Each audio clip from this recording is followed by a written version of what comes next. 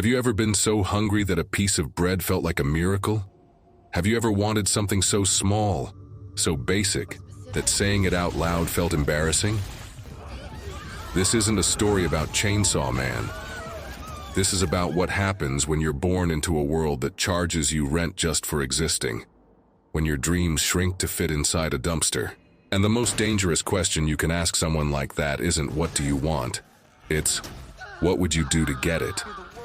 Let's be brutally honest. Poverty isn't just a lack of money, it's a lack of imagination. When you're fighting to breathe, you don't dream of flying. You dream of not drowning. People on solid ground will shout, "Dream bigger," but they don't understand. Ambition is a luxury, and hope is a debt you can't afford. Denji's tragedy isn't that he's weak. It's that the world taught him his hunger was the ceiling of his ambition.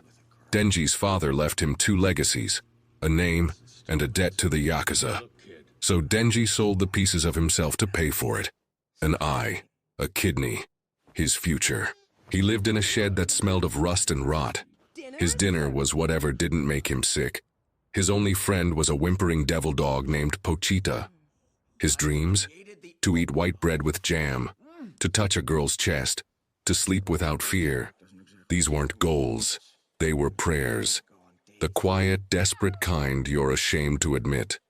Then, the Yakuza betrayed him, killed him, threw him away, and Pochita made a deal with his dying body. Let me be your heart. Denji woke up, not a man but a means of survival with a pull cord for a soul. Here is the belief that saved and doomed him. If I can just have enough, I will finally be enough. Makima, a government agent, found him.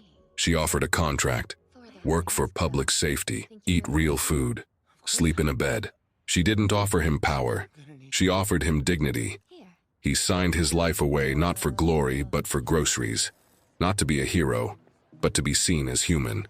He became the perfect weapon, grateful, obedient, and cheap to maintain. Makima was a genius. She didn't control him with fear.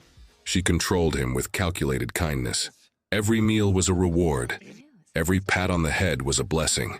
She gave him the first "I'm proud of you" he'd ever heard. And in return, he gave her his will.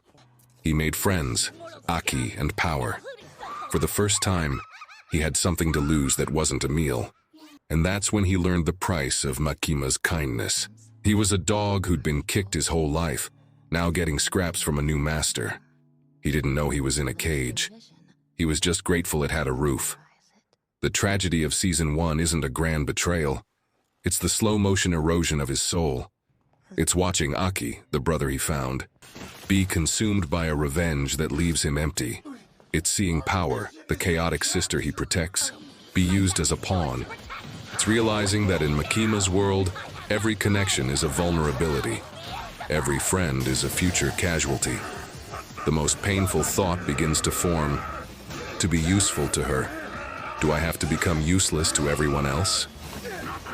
Season 1 doesn't end with Denji's rebellion. It ends with his realization. The finale forces him to choose. Obey Makima completely, or protect the chaotic, flawed, real family he built with Aki and power. He looks at the warm cage she built and feels the chain. A chain made of bread, soft words, and the terrifying promise of belonging. He hasn't broken it yet, but he has finally felt its weight. And that is the first, quiet, revolutionary step. The realization that enough is a measurement someone else is making for him. So I'll ask you this. If you were finally given the bare minimum you'd been begging for your whole life, how would you know when the hand that feeds you is also the one that owns you? Would you have the courage to feel hungry again? If this story didn't feel like just an anime, that's because it isn't. This channel isn't about characters. It's about the battles people fight in silence, weakness, anger, discipline, becoming someone stronger than your past.